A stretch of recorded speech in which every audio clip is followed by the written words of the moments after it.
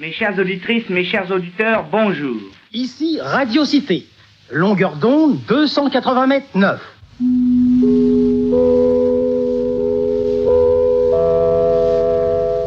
Bonsoir mesdames, bonsoir mesdemoiselles, bonsoir messieurs. Ici les stations de Radio Paris sur les longueurs d'onde suivantes. 1648 mètres sur grandes ondes, 432 mètres, 312 mètres 8, 288 mètres 5, 274 mètres et 219 mètres 6 sur onde moyenne. Notre émission va commencer dans quelques instants.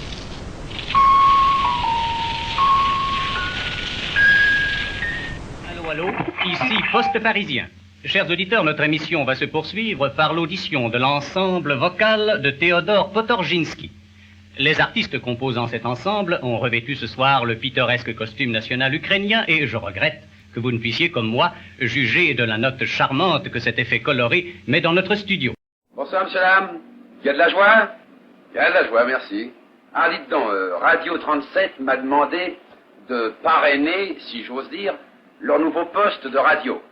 Oui, enfin, de le baptiser, quoi, comme on baptise des navires qui prennent la mer pour la première fois. Comment est-ce que je vais le baptiser, le micro? Je peux pas lui casser une bouteille sur le micro comme on fait sur la coque d'un navire, ça risquerait de démantibuler le truc, là. Ah, ben, j'ai une idée. Je vais l'embrasser, le petit micro, hein? Je vais lui donner la bise, et comme ça le baptisera. Alors attention, messieurs, dames, chers auditeurs, une petite minute de recueillement pour la cérémonie. Je l'embrasse. Là, écoute, petit micro, tu vas être bien gentil avec les auditeurs, hein? Tu leur donneras toujours des bonnes nouvelles. Et puis pendant quelque temps, vas-y mollement avec les émotions. Parce que tu sais, des émotions, on en a eu assez pendant un moment comme ça, hein, ça suffit. Et puis alors, pas de parasites, enfin le moins possible, quoi. Et puis écoute, alors, rends tous les auditeurs heureux, si tu peux, hein? T'as compris? Allez, encore une bise. Là, ça y est. Radio 37 est baptisé.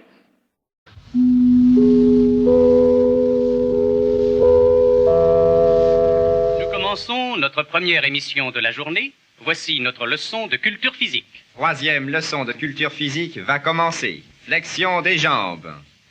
Mains aux hanches. 1, 2. 1, 2. Étendez-vous sur le dos, renversement du corps en arrière. C'est encore nous qui revenons devant vous divertir d'une chanson nouvelle. Approchez-vous, car plus on est de fous, plus on s'amuse à faire nos mauvais coups. Des mauvais coups, mais aussi des bons. Par exemple, quand nous vous conseillons d'écrire tous et d'écrire toutes, pour demander le catalogue de la Redoute. Allô, allô, ici le micro de la Redoute. Vous allez entendre maintenant, comme chaque semaine à ce poste, le quart d'heure des vedettes.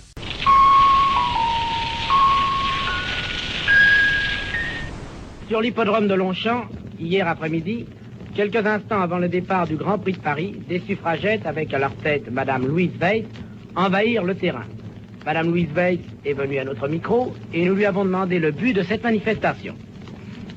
Nous avons en effet risqué un geste hardi pour que les Françaises obtiennent toutes le droit d'être immédiatement associées à la direction de leur pays dont la vie matérielle et la vie morale sont en danger.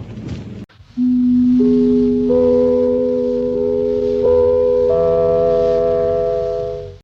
chers amis,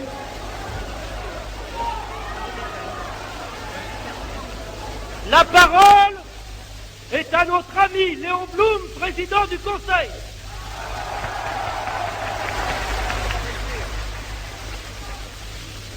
Mes chers amis, je n'étais pas inscrit au programme de cette fête. C'est moi qui, hier soir, à la fin d'une assez dure journée, et après m'être entretenu avec nos camarades délégués des usines métallurgiques de la Seine et demandé à la Fédération de la Seine de m'accorder aujourd'hui son hospitalité. Je m'étais entretenu avec nos camarades des usines, j'éprouvais le besoin impérieux, je vous l'assure, de m'entretenir maintenant avec mes camarades et avec mes amis de la Fédération.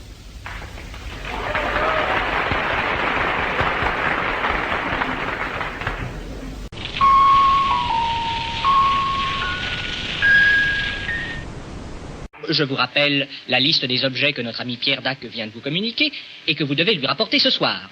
Un chapeau haute forme, un quart de bonbon anglais déjà à moitié sucé, une statue de la République sur son socle, une bicyclette, une écharpe de mer, une pipe en sucre, une paire de gants blancs auxquels il manquera un doigt, un code civil ouvert à l'article 44. Enfin, les concurrents devront porter la moustache. Chef au chef, monsieur le chef, au nom des auditeurs de cette TSF, rejouez donc pour nous, pour eux. Qu'est-ce qu'on attend pour être heureux? Qu'est-ce qu'on attend pour faire la fête? La route est prête, le ciel est bleu. Il y a des chansons dans le piano. Adieu.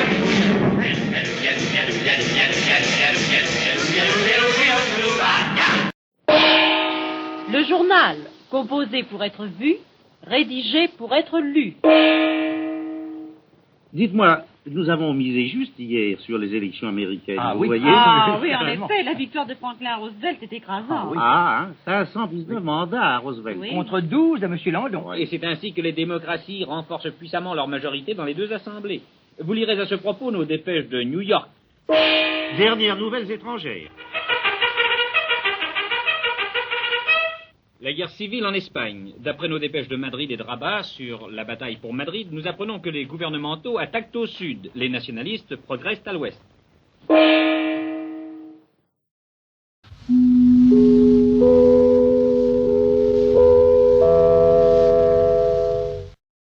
Un incident de séance entre le président du Conseil et M. Ramet, qui parlait au nom du groupe communiste, ayant provoqué le départ des ministres socialistes, M. Chautemps décide d'adapter au président de la République la démission collective du cabinet.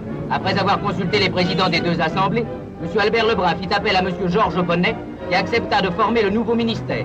Mais, après une journée de consultation, le député de la Dordogne, privé de l'appui des socialistes, décida de renoncer. M. Léon Blum tenta de grouper autour de lui des concours allant de M. Maurice Torres à M. Paul Reynaud. Mais ce dernier, désirant voir la combinaison élargie jusqu'à M. Louis Marin, M. Léon Blum dut renoncer à réaliser son projet.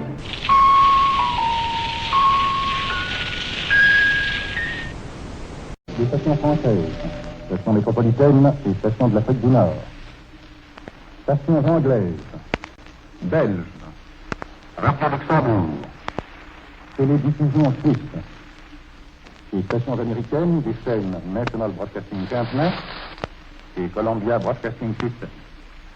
Mesdames, Messieurs, veuillez écouter M. Édouard Daladier, président du Conseil des ministres.